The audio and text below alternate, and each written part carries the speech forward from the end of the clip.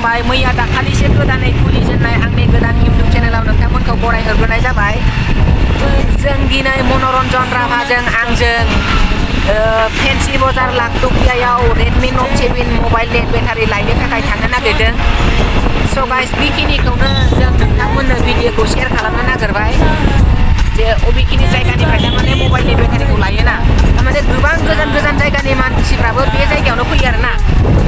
बेहाय थारमाने अल एभ्रिथिं मबाइलनि पार्ट्सफोरखौ मोनजोबो थारमाने जेरै मा होनो चार्जारनि पिन हल्डार डिसप्ले ओमफ्राय अल एभ्रिथिं आरोना हेडफन बेफोरखौ गासिबो थारमाने मोनसे जायगायावनो गासिबो मोनजोबो आरोना।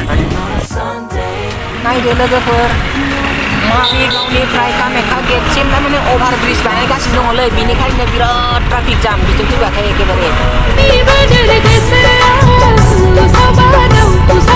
थ' लोगोफोर नोंथांमोनहा जुदि आंनि भिडिअखौ नायनानै मोजां मोनोब्ला जोबजासिम नायबाय थादो माबायदि मोनो।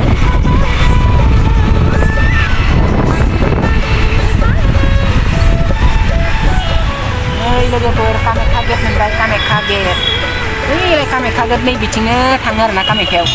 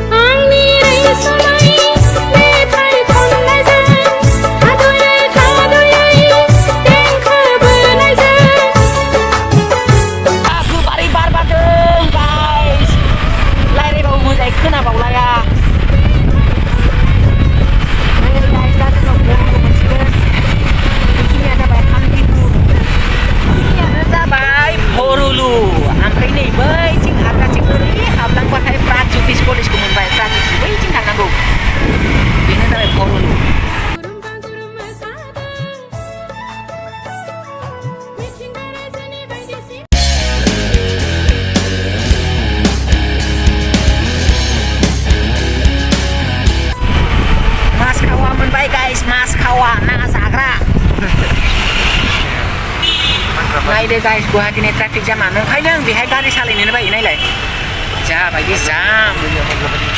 फेन्सि बाजार मोनबाय फेन्सि बाजार नायदो लोगोफोर माबायदि ट्राफिक जाम गुवाहाटीयाव फैबाथाय एखेबारे गारि सालायनाय बायदि मोनखायो आरोना। मबाइलखौबो बेबायदि बारा आखायाव लानानै भिडिअ खालामजायालै डाइरेक्ट सिख'नानै लांगोन। नायदो गाइस गुवाहाटी पानबाजार मेडिकेल खाथियाव ओजोंहाय नै बुरलुंबुथुर दैमानि जिं जिं नाय जाहाजा नै बेबायदि नाय खथ' समायना नाय बाब माथो अखाबो हाबायलै एसे एसे मा जाबावनांगौ। ओमफ्राय नै बैनो जाबाय उमानन्द मन्दिर।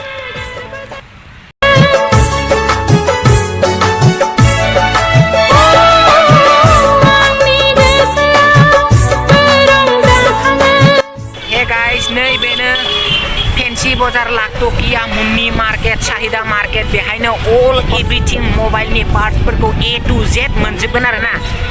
गोबां गोजान गोजान जायगानि मानसिफ्राबो बेहायनो गासिबो लांफैजोबो नै बेफोर गासिबो मबाइलनि पार्ट्सनि दखान ना जेथ'बां जि नांगौ बेहायनो गासिबो मोनजोबो आरोना। थ' गाइस नायबाय थादो भिडिअखौ जोबजासिम जों माने दखानाव थांगोन बेहाय गारि पार्किं आसि नै जों दा बेहाय गारिखौ पार्क खालामनानै लाबाय नै बेहाय गारिखौ पार्क खालामबाय बिनि उनाव जों दा दखानाव थांसै आरोना। फेमास इउटुबार बि बयसा नै दाखालि बेहायनो फैदोंमोन बे गलियावनो फेन्सि बाजार लाखटकिया बेखिनियावनो फैनानै भिडिअ बानायदोंमोन आरोना नै बेखिनियावनो। लोगोफोर बेहाय मबाइलनि कभारल' नङा बा मबाइलनि अल एभ्रिथिं पार्ट्सल' नङा जिखुनु बुस्थुखौनो बेहाय माने हलसेल रेटआव मोनो आरोना। जि होन बा इलेक्ट्रनिक बुस्थु जिखुनु बुस्थुखौनो बेहाय मोनजोबो आरोना एसे दाम खमाव। बिथिं दा ओरै हाबलांनोसै जों नै बेफोरावनो मोनो एभेलेबेल बेसेबां ओरैबो मोनो दखाना बेनो बेहायनो गासिबो मोनजोबो। जों दखानाथ' गोबां दङ नाथाय जों बेहायनो लानो नागिरबायना बेलाय अल एभ्रिथिं बेहायनो गासिबो मोनजोबो आरोना। नै बेलाय बेटारिया बेनो नट 7नि बेटारिखौ लाबाय दा बेनो फिटिं खालामनानै लांखानोसै बेलाय खालामगासिनो दं बेलाय। ओमफ्राय नै मनरन्जननि मबाइला जाबाय नैबेनोमोन मबाइला Note 7 Redmi Note 7 बेटारियाव लाबाय 500 आरो माने खुलिनानै बेखौ फिटिं चार्जखौ लाबाय 200 टटेल 700 लाबाय आरोना। गाइस दिनैनि भिडिअआ बेखिनियानोमोन। जुदि नोंथांमोनहा आंनि भिडिअखौ नायनानै मोजां मोनदोंब्ला लाइक खालामदो, शेयार खालामदो, कमेन्ट खालामदो आरो आंनि चेनेलाव गिबि खेबनि थाखाय फैदोंब्ला चेनेलखौ साबस्क्राइब खालामनानै बेल आइकनखौ प्रेस खालामनानै अलाव दोनदो जाहाथे आं भिडिअ आपल'ड खालामबाथाय नोंथांमोनहा फार्स्ट टाइम नटिफिकेसन मोनो। थ' दिनैनि भिडिअआ एसेनोसैमोन। बाय बाय।